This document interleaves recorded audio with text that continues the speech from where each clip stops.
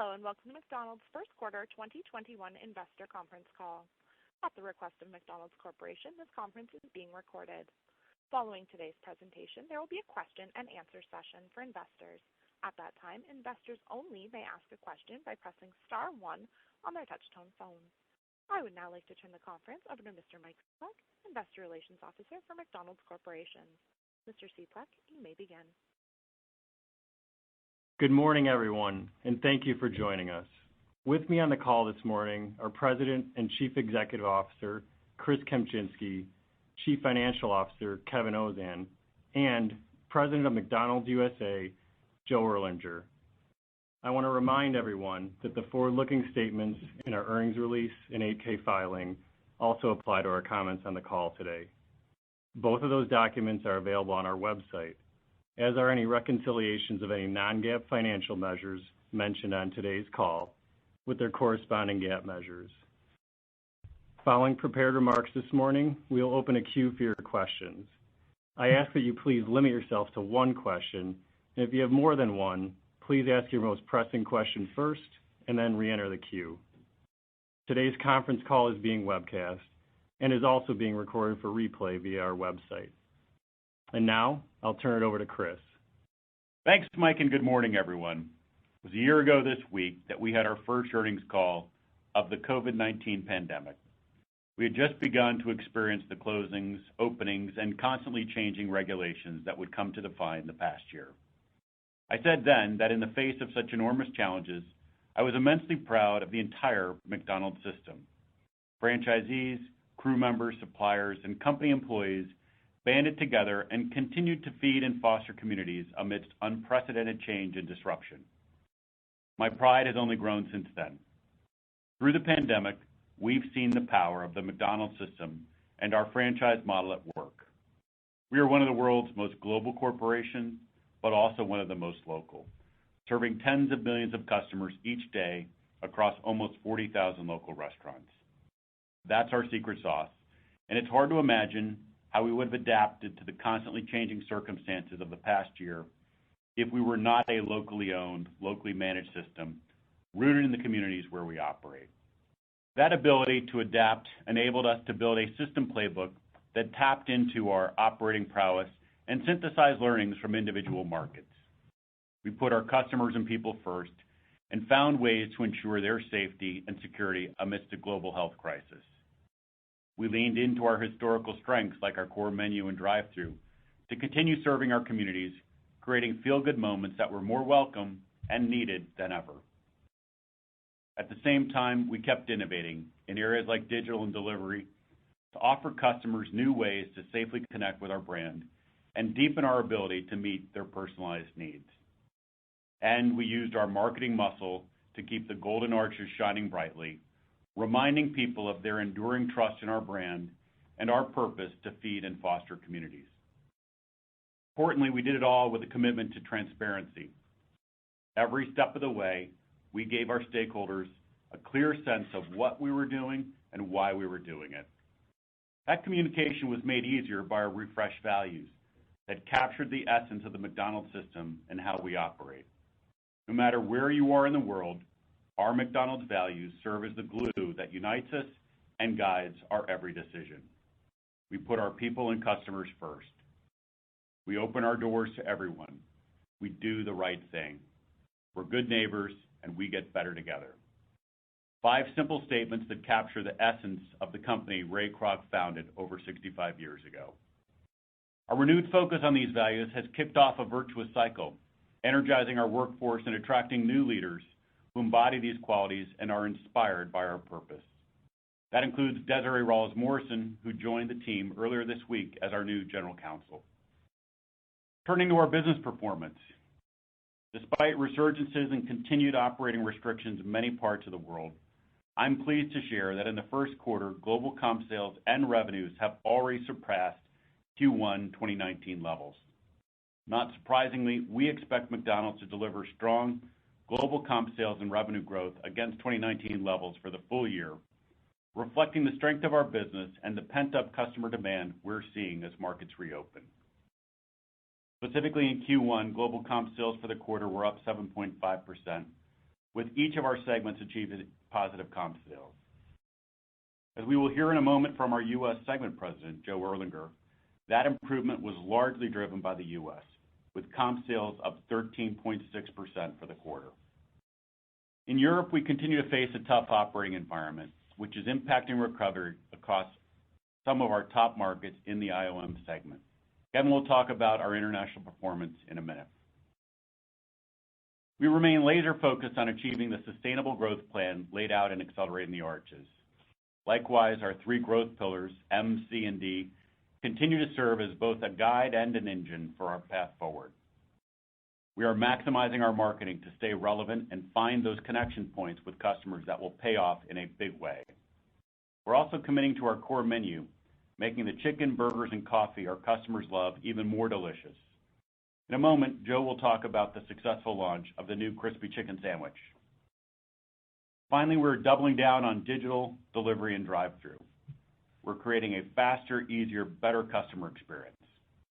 However, our customers want to interact with us, whether at the counter, through drive-thru window, or on the app, dining in the restaurant, or having that meal delivered to them. We will offer experiences they love and that we believe will keep them coming back.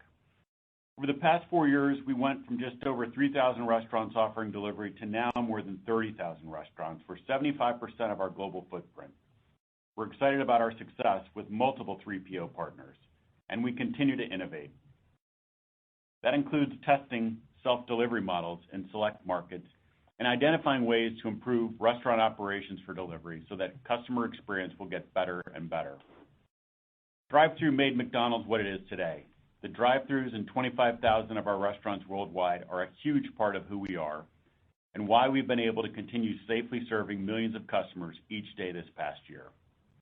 And since the pandemic began, we've leaned into this competitive advantage by continuing to improve drive-thru service times by putting more emphasis on operations and reducing menu complexity.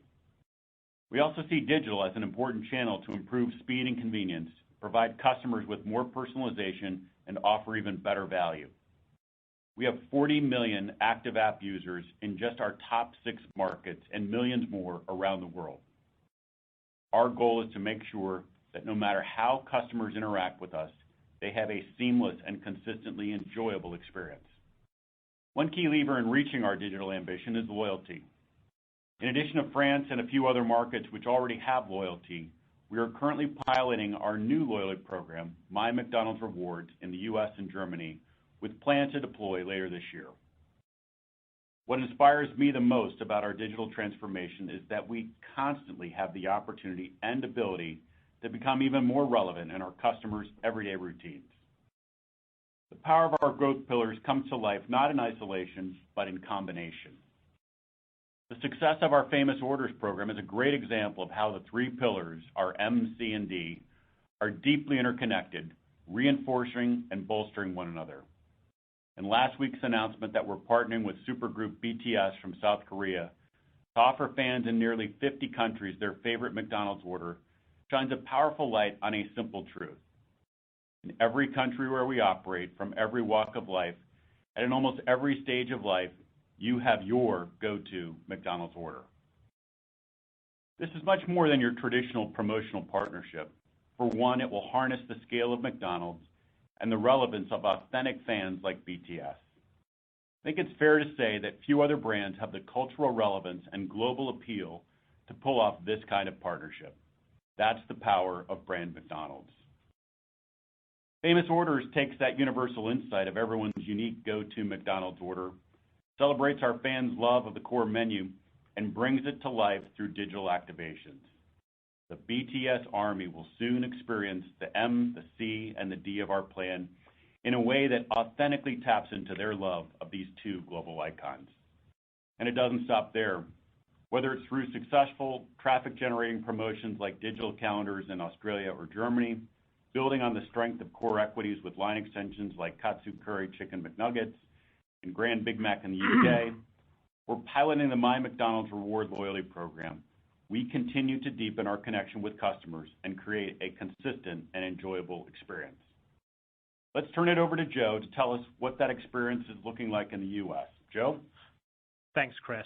Our U.S. business ended 2020 in a position of strength, and that carried into the first quarter, delivering a 13.6% comp sales increase with double-digit positive comps across all day parts.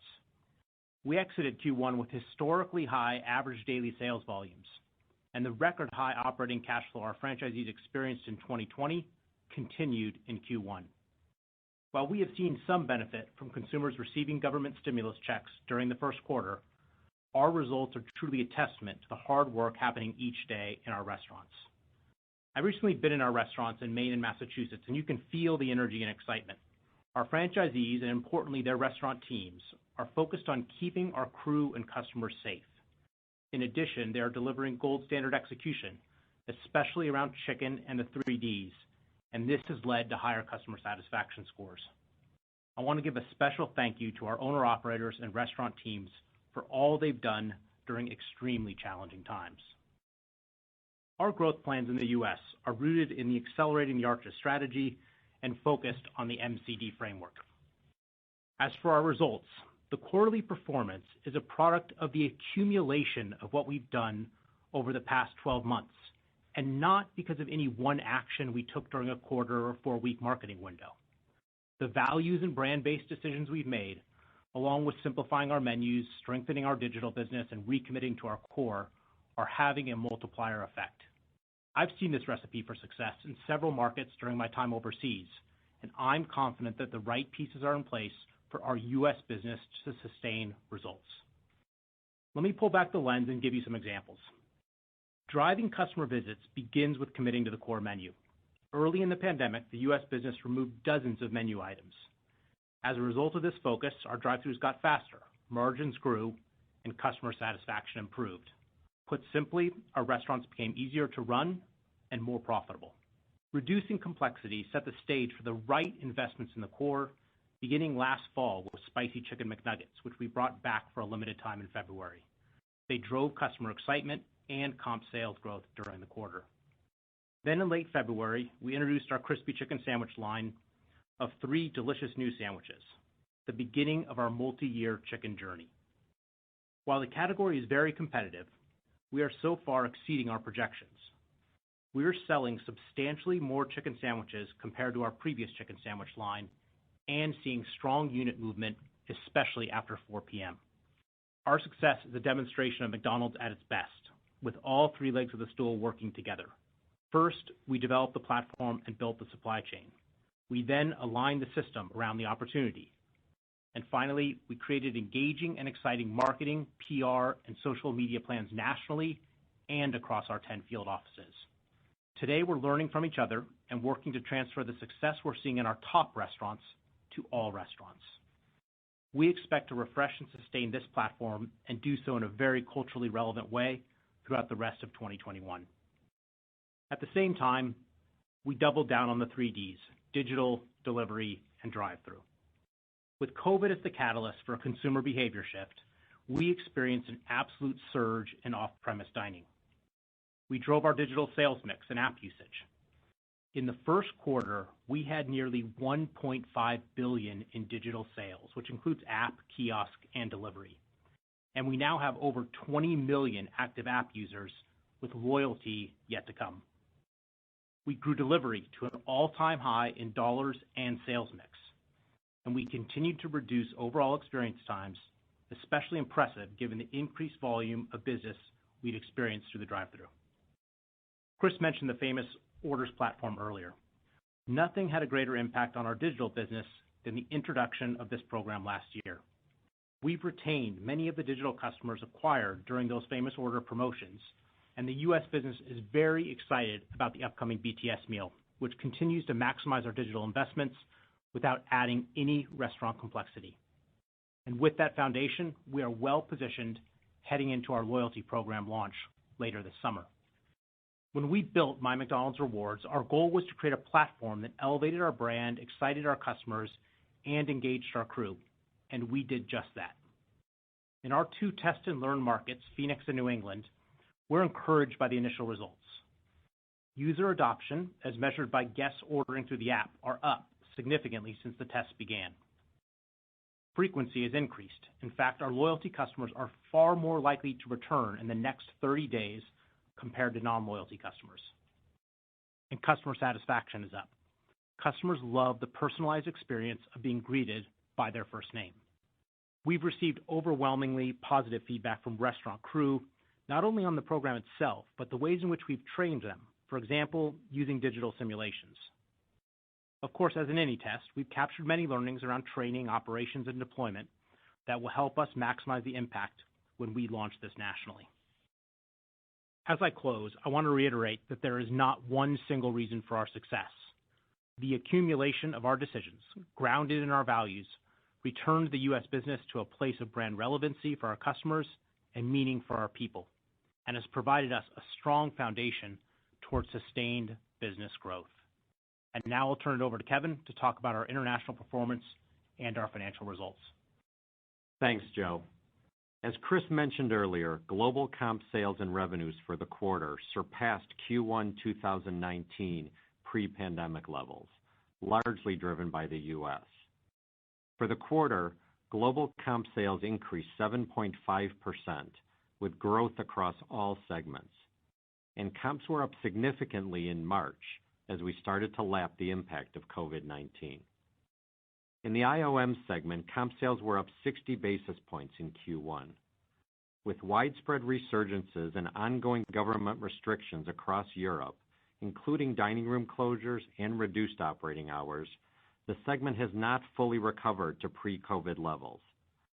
As a result of the restrictions, we saw varied performance across the markets. Strong results continued in Australia as customer mobility has mostly recovered and the country remains nearly COVID-free. The market benefited from sales of their new chicken line, along with successful LTO line extensions on core burgers. An average check has continued to hold up, with sustained growth in delivery and drive-through sales, and a shift into more core and premium menu items. Comp sales were positive for the UK and Canada for the quarter and surpassed 2019 pre-pandemic levels. Despite UK's national stay-at-home order for nearly all of Q1 and Canada's recent surge in COVID infections, both markets have successfully leveraged the competitive advantages of our 3Ds to grow sales. And in France and Germany, comps were negative for the quarter, as dining rooms were closed and curfews were in place. Government restrictions are expected to ease somewhat in Q2, but we don't expect these markets to recover to pre-COVID sales levels until later in the year. Comp sales in the IDL segment were up 6.4% for the quarter, with growth across nearly all geographies. Performance was largely driven by positive results in China and Japan. In China, comps were up significantly for the quarter, as we comped over COVID impacts from February and March last year. By leveraging their large digital members base, China ran compelling digital offers, contributing to results for the quarter as they continue on the path to recovery. In addition, China opened 150 new restaurants in Q1, keeping on pace to open nearly 500 new restaurants this year. Japan maintained momentum in Q1, with comps up 9%, and that's on top of over 5% growth last year, as a strong balance of core, value, and family-related promotions resonated with customers. Looking ahead to Q2, we expect the U.S. to continue to outpace 2019, with two-year comp sales growth relatively in line with Q1. In the IOM segment, we expect the two-year growth rate to improve over Q1, but the segment will likely continue to lag 2019 until the second half of the year. Given our strong start to the year, we now expect full-year system-wide sales growth in the mid-teens in constant currencies.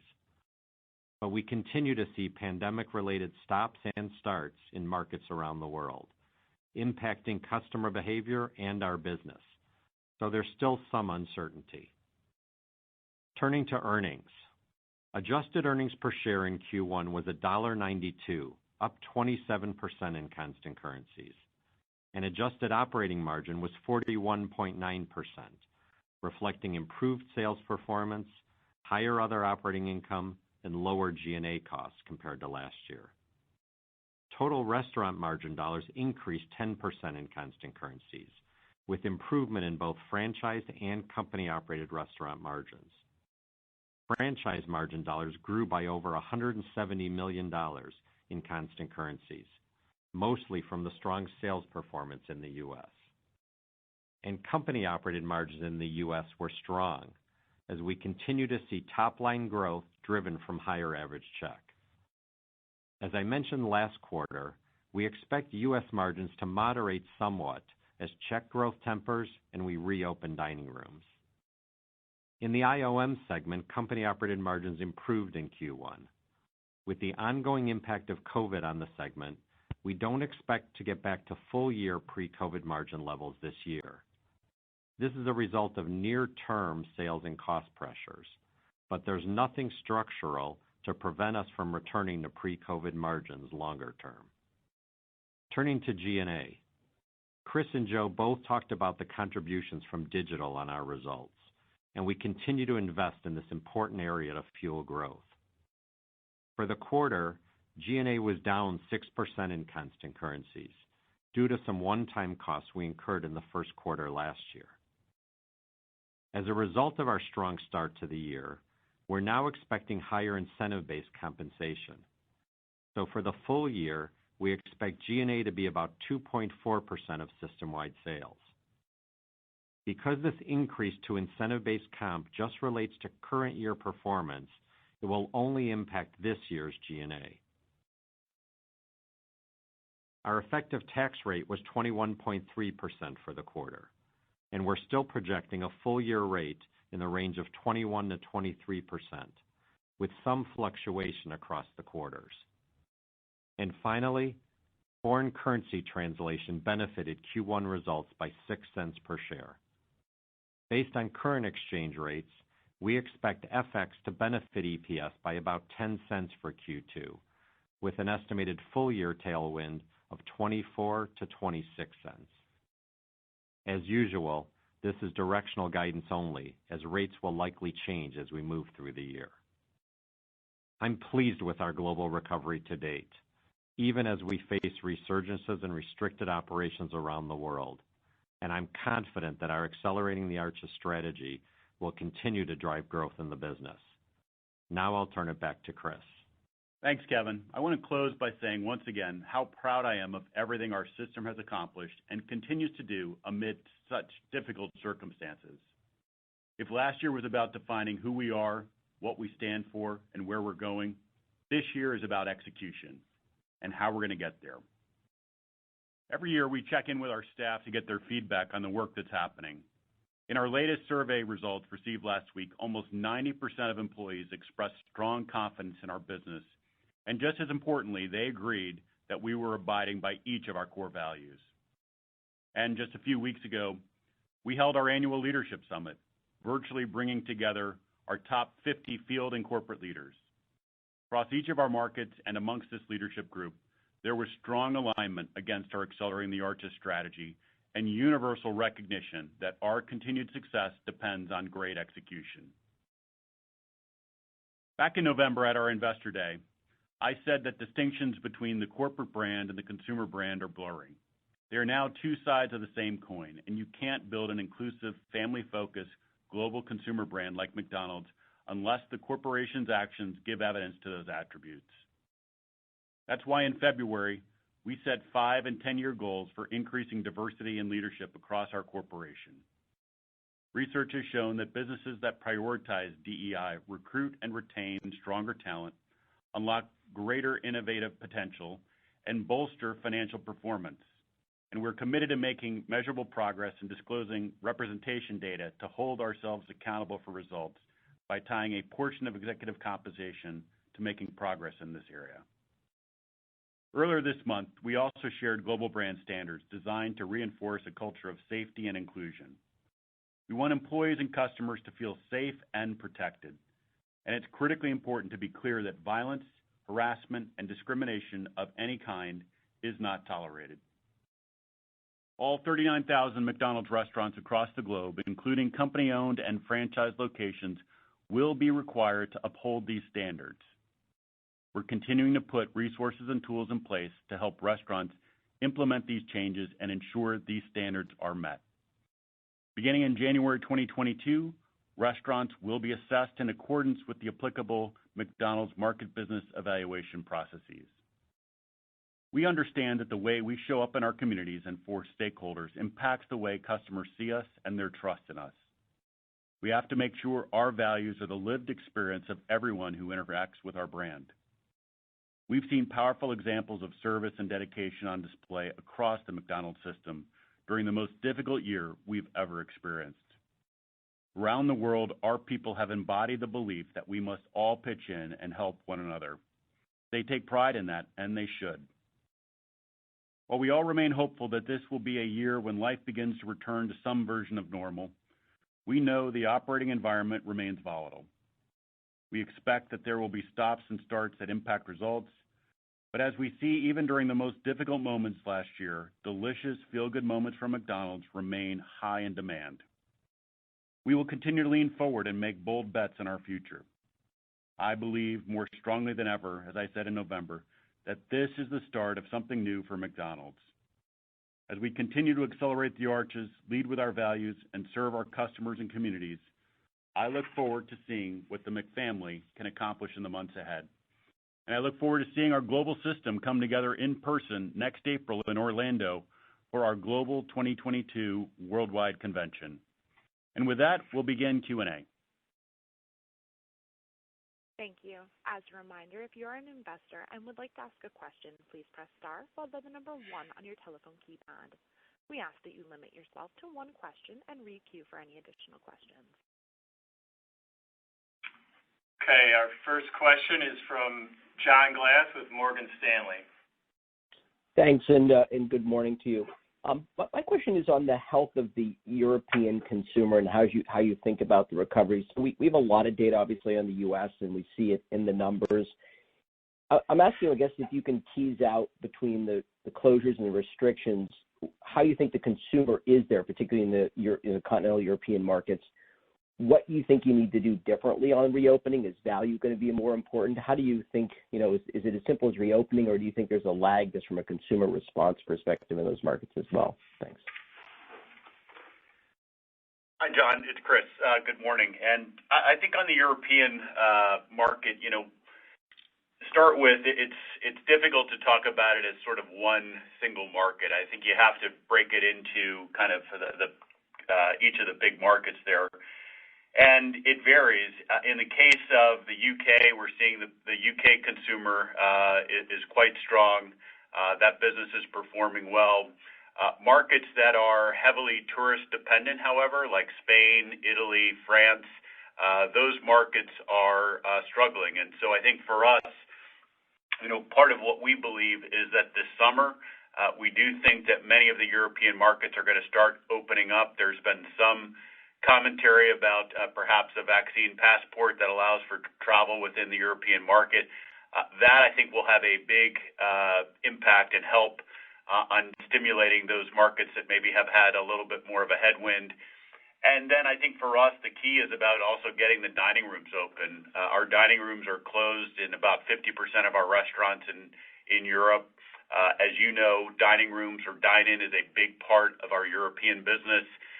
And so getting those open, I think, will be another important step for us in getting momentum back into the European business. But from a consumer standpoint, in terms of just, the outlook, I think it's probably best described as being concerned about and anxious about many of the things that are coming with COVID. But I think also there's pent-up demand that we've seen when we are able to get a market open, or even last year when we had some reopenings that then resulted in closures not too long thereafter as the second and third wave came about, that there's nothing that gives us any concern that as we reopen that we're going to see the same pent-up demand come back and get the European business moving forward. Next question is from David Tarantino with Baird. Hi, good morning. My question's on the U.S. business and really wanted to get your thoughts on how much you think the stimulus might be helping the trends in the U.S.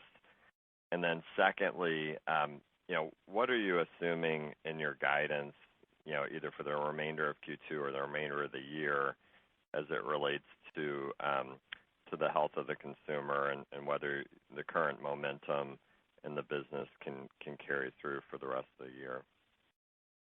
So why don't we have Joe talk about kind of what we're seeing right now, and then Kevin can touch a little bit on what's in the guidance. Hey, thanks, David, and thanks for the question. Relative to the stimulus checks, there is no question that it did benefit our business. But I think, as I shared in my prepared comments, the positivity that we saw in the first quarter was way beyond just the stimulus checks. Was that accumulation of all the things that we've done over the last 12 months that's put us in a very strong position. I think you can also argue that the stimulus checks are now wearing off generally, but we're seeing continued momentum in our business. And as Kevin said, we expect our second quarter 2-year stack to be roughly the same as our first quarter stack. I wasn't going to say much more other than, I think going forward, to Joe's point, I think consumers in the U.S. still are fairly healthy. It's certainly helpful for us, obviously, when they've got money in their pockets, and stimulus definitely helped in the first quarter. But we are seeing when we do reopen dining rooms, even in the U.S., that consumers are ready to come back to visit in the dining rooms and have some money to spend. And so I don't think we have a big concern right now about consumer ability to be able to spend. Okay, our next question is from Dennis Geiger with UBS. Great, thanks for the question. Chris and Joe, just another one on the U.S. where you've got very strong momentum clearly, and based on the plans that you outlined, it seems like that momentum continues for the year and beyond. But wondering just if you could help frame your expectations for the coming quarters as the U.S. continues to reopen and you think about other restaurant options reopening. How you think about tailwinds, headwinds, you're getting your own benefits as it relates to that reopening, I assume. How you're thinking about that, and just kind of building on that, just Joe, you kind of talked, I think, about the U.S. relative maybe to some other really strong countries internationally. Just wondering if you could draw some parallels there for the potential for kind of multi-year period of outperformance in this U.S. business, maybe the way you have with some of the other really strong countries outside of the U.S. historically. Yeah, Dennis, thanks for the question. I mean, there's no question that as you think back to the initial onset of the pandemic, there was the surge in off-premise dining. And we were set up incredibly well, given the investments that we've made historically in digital delivery and drive-through within the U.S. business to succeed in that environment. And that's exactly, obviously, what we've done. Beyond that, though, obviously, we've made some great investments in chicken, great investments in the core that have begun to really set us up well for the future. And we continue to have our prowess around value. As you begin to look forward, we think there's no question that the consumer is going to want to come back into dining rooms. Chris has already mentioned it in Europe, but we think it's the case in the U.S. as well. And so we will, continue to open our dining rooms, but we want to do it in a way that really drives sales and make it an event almost as we reopen our dining rooms. Because with 90% plus of our business being through the drive-through, if we can sustain that and return our dining rooms and takeaway to the levels that they were pre-pandemic, we've set ourselves up for a very good run here. In terms of parallels between the U.S. business and other successful markets overseas, it's never one lever, Dennis. It's always a combination of things that are put together in concert, such that you're not dependent upon the next promotion or the next deal that you do. And this is this idea of underlying baseline momentum. And so we're feeling the benefits of that underlying baseline momentum in the U.S. that I saw in many international markets as they set themselves up for multi-year runs. And I think that's where we are. Okay, our next question is from Eric Gonzalez with KeyBank. Hey, good morning. Thanks for the question. Clearly, the stimulus has provided a nice boost to industry sales in recent weeks, but on the flip side, the labor pool seems to have shrunk. How are your franchisees handling the labor shortages, and what is your expectation for labor inflation this year? And also, do you see this as a temporary step up that might recede after the supplemental unemployment benefits go away, or are you looking at this as more of a permanent environment, speaking about the specific staffing issues and issues restaurant operators are facing today? Thanks. Hey, Eric. Well, I think you have accurately characterized what we're seeing in the U.S. right now is definitely a very tight labor market that's putting pressure on both us and our franchisees. I think one of the things that we are thinking about, and I'll have Joe talk about it, is in our company-owned restaurants, how do we think about what is the pay and benefits package need to look like for us to make sure that we're able to get the people that we need, and then Joe can also talk about how franchisees are addressing that. Yeah, thanks, Chris and Eric. Thanks for the question. Yeah, about 2 weeks ago, we actually came together on a system webcast because obviously, across 14,000 restaurants and nearly 2,000 franchisees, while there might be some general struggles, there are also some specific best practices in specific areas where we are succeeding. And so there were opportunities for our franchisees to talk to their fellow franchisees about the things that they're doing that are yielding success. And that's always been one of the hallmarks of our system. When we can take a best practice from one restaurant and try to get it to all restaurants, it yields real benefits. Interestingly, we are faring a bit better in our company-owned restaurants, as Chris mentioned. We have higher crew sizes overall than the average franchisee.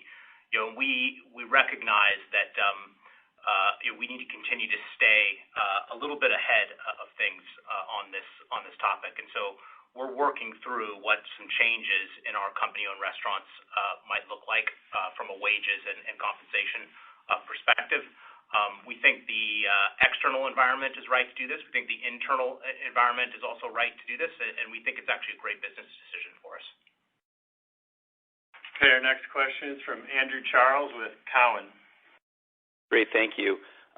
Maybe looking back a little bit, the international operating markets, you saw 4 consecutive years of 3% comp growth and positive traffic in 2015 through 18 after the EOTF remodels hit a tipping point. And it just kind of feels like the U.S. is kind of at the start of this, that the remodel program is substantially complete, and you've got all this traction over the last year with digital and the early success of the loyalty program that's coming this summer. So, thinking forward, 2022 and beyond, am I wrong to think the business seems poised to go through this tipping point? And is there something unique about the IOM that will prohibit the U.S. from delivering similar 3% plus comps in 2022 and beyond? Thanks. Thanks, Andrew. Well, certainly what we embarked on in the U.S. several years ago drew a lot on the learnings that we had seen in our European or IOM markets. And a key feature of that was the EOTF program. I think the fact that we've been able to get almost all of our restaurants to be remodeled and have that sort of big reinvestment cycle behind us, that's a huge positive. I think the fact that we're seeing now 2019 was a record cash flow year for franchisees, 2020 is a record cash flow year for franchisees, and 2021 will be a record cash flow year for franchisees. I think that ability to have just franchisees with the firepower is something that we've seen in our European markets. And then, we're starting to see the brand in the U.S. really improve and move. And that has been through a lot of the hard work that Joe and the team have done, along with how our franchisees bring the brand to life every day in the restaurant. And I think when you see a stronger, improving brand performance, that was the hallmark of our success in Europe, and we're seeing that now starting to gain some traction in the U.S. So certainly we're optimistic and hopeful that what we saw, that playbook in Europe, will translate over in the U.S., and we've got a few years of momentum under our belt that gives us confidence in that. Joe, I don't know if you have anything else to add. I think you captured it incredibly well. That certainly was my experience overseas.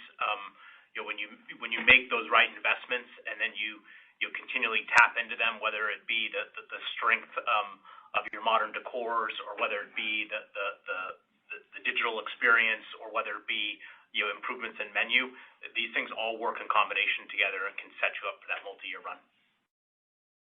Our next question is from David Palmer with Evercore. Thanks. Question on loyalty. Could you give us a sense of how much you think loyalty will impact McDonald's globally and in the U.S.? Does France and the U.S. piloting show incrementality to sales and not just the visit intent like you mentioned? I think Joe mentioned that.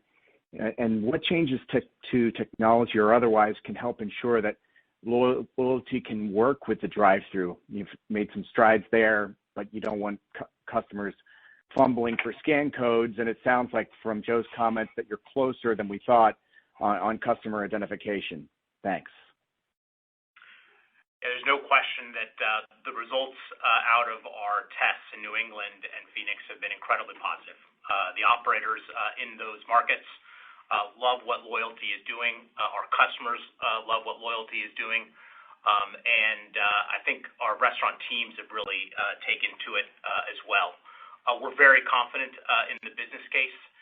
And when you think about the impact that this can have on the U.S. business, where 85% plus of the U.S. population actually comes to McDonald's at least one time a year.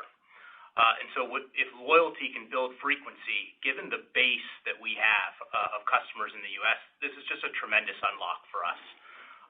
Relative to the operational impact, it is having a modest impact in our drive-thrus.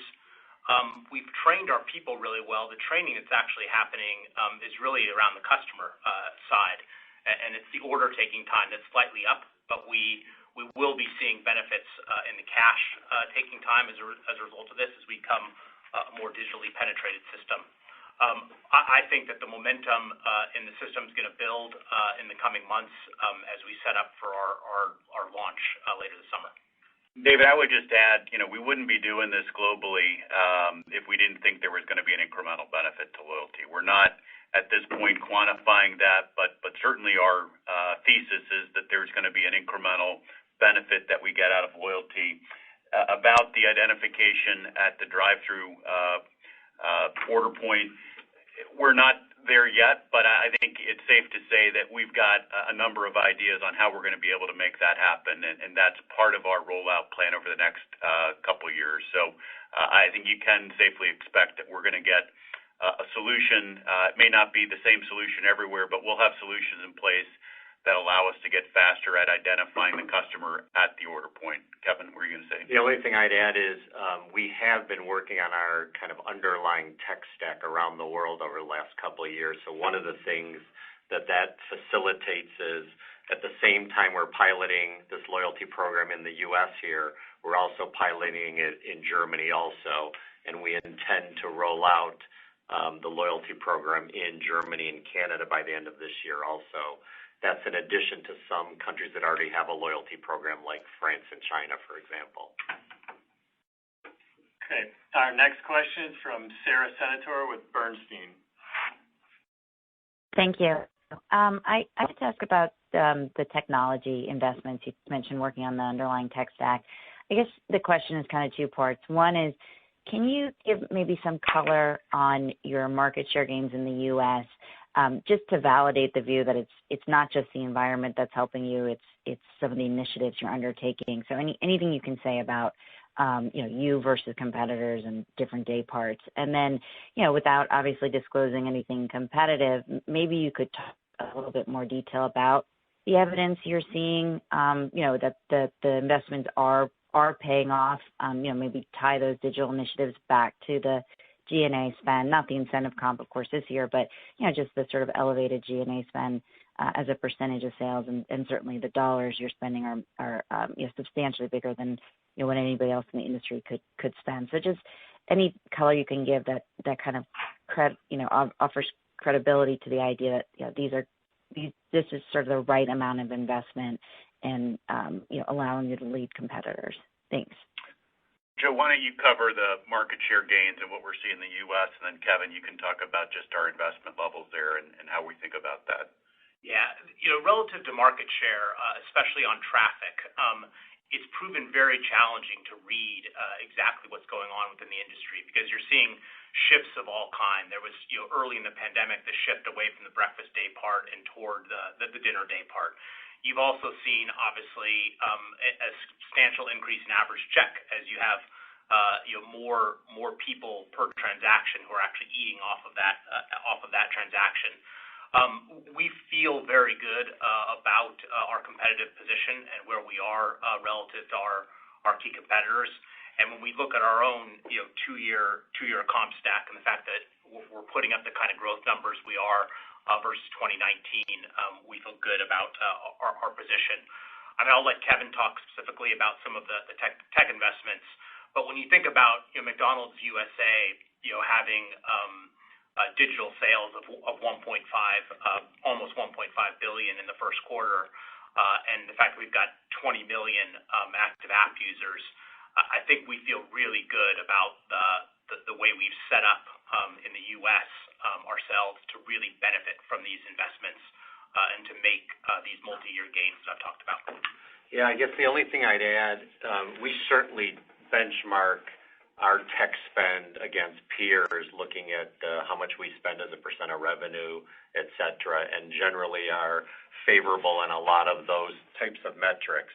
But as Joe talked about, and the way we think about it is, you're not going to directly relate every year's of tech spend to that year's specific sales. So some of the investments we've made over the last couple of years are facilitating us being able to go put in loyalty in the U.S. right now and being able to do it in Germany at the same time and being able to roll it out in several markets kind of simultaneously or in a similar time frame.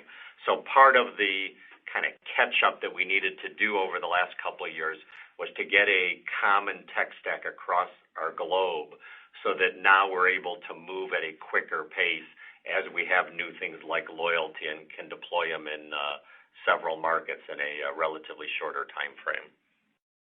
Our next question is from Nicole Miller-Regan with Piper Sandler. Thank you and good morning. Appreciate the color around the franchise partners, especially domestically, and what they're doing to put the brand to work. Could you give us an update on the profile, the tenure in the system, number of stores? I haven't asked for a while around first, second, third generation. And I'm just curious how anything in the past year has shaped the natural passing of these legacy systems. And then the second part is on the survey results. I wasn't clear if that was a headquarter kind of survey or a field survey, if you could clarify that. And what was most validating and most surprising? Thank you. Thanks, Nicole, for the question. Relative to the franchise profile, it hasn't dramatically changed in the last year or two. Several years back, though, we did begin to make a move towards having fewer and larger franchisees, and that trend roughly continues, but not nearly at the pace that it was happening 3 to 5 years ago. There is a substantial number of second and now third generation franchisees.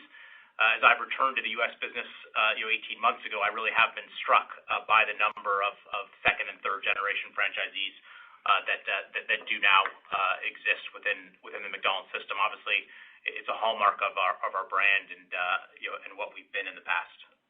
I'll let Chris answer. Yeah, on the survey result, so that was a global survey of all company employees.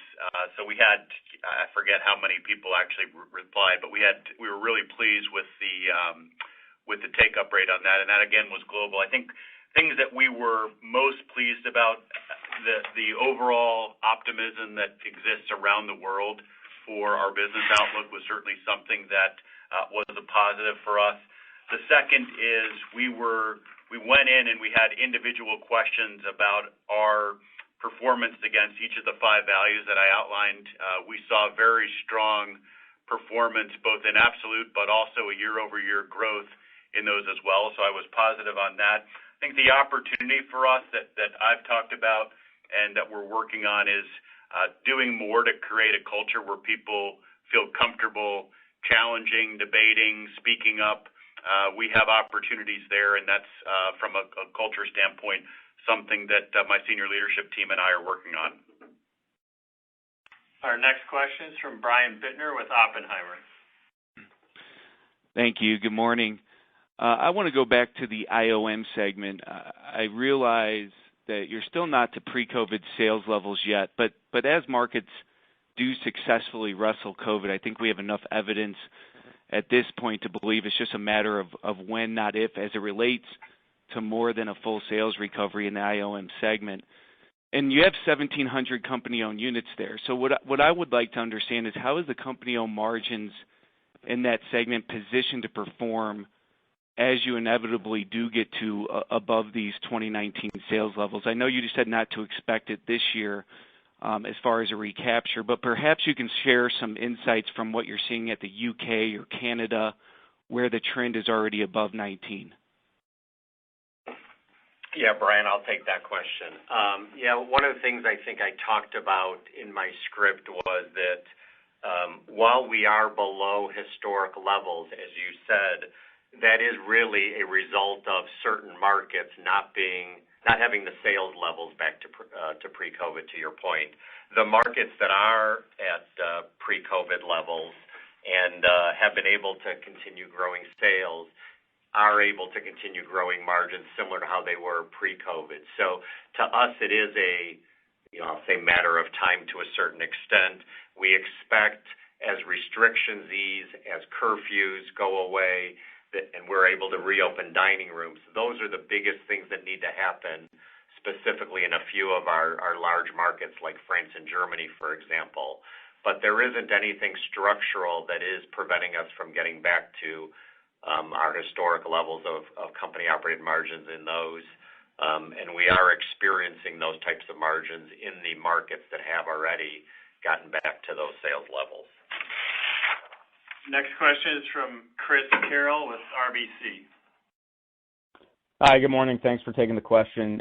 So, Joe, you mentioned that U.S. comps were double-digit positive across all day parts, but I was curious specifically about the morning day part and how that trended through the quarter, and specifically what breakfast trends looked like prior to the lap of last year's declines, and perhaps what you're seeing more recently.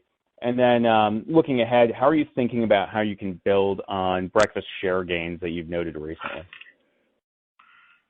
Sure. Thanks, Chris, for the question. We turned to positive at the breakfast day part back in the third quarter, I believe, and since then we've been positive. So it wasn't all a lap of the pandemic negatives at the breakfast day part, and obviously part of that is because of our historical strength in this day part. Part of that is because the importance of drive-through speed, especially at breakfast, is important. And part of that is some of the menu item moves that we've made around offering McCafe Bakery, I think have also set us up well for the breakfast day part. We're acutely focused on this day part because we believe that certainly as some consumer habits return to pre-pandemic ways of life, that the breakfast day part will continue to come back. And similar to the way that it was a real market share battle pre-pandemic, we think that market share battle will absolutely continue, and we're ready and prepared for that. Next question is from John Ivankoe with J.P. Morgan. Hi, thank you. The comment was made on Australia, in terms of maintaining average ticket, even it sounds like with traffic coming back. And I was wondering if that could be applied, to the U.S. as well. In other words, when traffic recovery, I guess at this point is an inevitability, can you maintain, that average ticket, which I think has been the primary driver of comps over the past 12 months, is the first question. And second, and I think related to that, what's different about the chicken sandwich this time? Obviously, we've seen, over the last 20 years, a number of different core and premium chicken sandwiches, strips, what have you, that have kind of come and gone from the McDonald's menu. What gives you the confidence this time that it becomes not only something that you can sustain, that you can grow upon? Thanks. Thanks, John. I think on the ticket, we have seen it in a number of markets that have been able to kind of weather the pandemic, Australia being one that has done particularly well through that, but Japan another one, that ticket levels do stay elevated. I think a big function of this becomes to what degree does the channel mix revert back to what we saw pre-pandemic or stay elevated? So to the degree that you see delivery remain an elevated part of the ticket, to the degree that you see drive-through continue to outperform, those are going to have a positive impact on ticket and a somewhat negative impact on traffic just because of the bundled nature of those channels.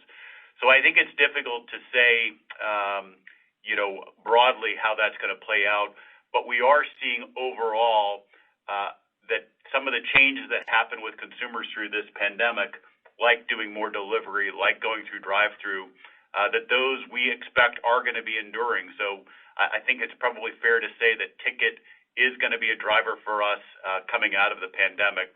Joe, why don't you talk about the chicken sandwich in the U.S.? Yeah, I feel very confident about this chicken sandwich. I know, and I absolutely acknowledge, John, that we've had many ins and outs of chicken sandwiches over the years. But I think we did our research. We really grounded ourselves in the consumer on this one in a very significant way. I also think that we've done a good job of tapping more significantly into trends with our spicy offering as part of the chicken line. And I think our increasing focus on multicultural youth also is contributing to our success here. Whenever you launch a product at McDonald's, you launch and then you have a decay curve. And I feel very confident about this because the decay curve on our chicken sandwich is dramatically different than what we've seen in past years. We're 2 months past the initial launch of late February, and we still feel really good about the volume and unit movement that we're seeing. The only thing I would just add on that Joe's talked about in the past, and I completely agree, is when we think about chicken, it's a holistic strategy. So it's not just going to be predicated on one sandwich. We've got a very strong nuggets platform. We have McChicken, and so one of the things that Joe and the team did, I think, really well in the U.S. is leveraging the other aspects of our chicken portfolio. We had nuggets that ran in front of then the chicken sandwich launch, and using sort of everything in our arsenal there to drive chicken is going to be one of the things that I think is different this time. I think the other is a very good alignment that Joe and the team have been able to drive with our franchisees on sustained support for this. This is not sort of one of those put a bunch of media weight against it for a quarter and then move on to the next thing. I think there's broad understanding and alignment that this has to be supported over a longer period of time. And so certainly from my vantage point, those are two things that give me confidence about what we're seeing in the U.S. Our next question is from Lauren Silverman with Credit Suisse. Thanks. So just on the global partnership with BTS, your third Famous Orders collaboration, can you share if and how these partnerships are helping you reach and engage with a new audience? And then just broadly speaking, how your social media strategy has evolved over the last kind of 18 months or so? Sure. Well, so I think one of the things that we were delighted to see with our first Famous Order and Travis Scott was just the huge digital uptake that drove on the business. Joe might know the exact number of downloads that we saw in the U.S., but I mean it was a phenomenal driver of digital engagement for us in the platform. And going forward, I think for us that's continuing to use Famous Orders as a way to drive digital engagement. The consumer that is drawn to these sorts of celebrities is inherently a digital-first consumer, and so it's natural that they're going to want to interface and interact with our brand in a digital-first manner. So that, going forward, is going to be a key part of our strategy. And on social media, I think you've seen, we have gotten, I think, a little bit more nimble and consumer-centric in our social media approach. It doesn't read anymore like a corporate website that's being, populated maybe by the CEO. It's actually being written by people with a sense of humor and that are fun to listen to, which is what our brand is about. I mean, our brand is meant to be an engaging, fun, youthful brand, and so having voices that are running our social media campaign on a day-to-day basis, I think you're seeing the benefit of that. And I think for us, it's about making sure, though, that we also do it in a way that feels authentic to McDonald's. I think some of the others out there maybe like to veer a little bit more into the snarky territory. We try to be a brand that leads with a really positive message and is one focused on McDonald's, and we're seeing great engagement from that. So I appreciate you mentioning that, and I promise I will stay off social media with the corporate website. If I could just add one thing on the digital consumer. The U.S. business has never had a significant challenge of attracting a digital consumer. Our challenge has been around retaining them.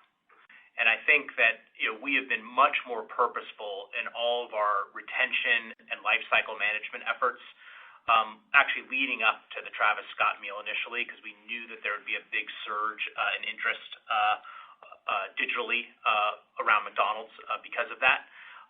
And those retention efforts have really borne significant fruit. And we've utilized those same retention efforts for our holiday promotions, as well as for J Balvin, and we'll be doing the same as BTS comes here. And then naturally, as we flow into loyalty, we'll naturally have a greater opportunity for retention via My McDonald's Rewards. Okay, we're at the bottom of the hour. Thank you, Chris, Kevin, and Joe, and thank you to everyone that joined our call today. Have a great day. McDonald's Corporation's investment.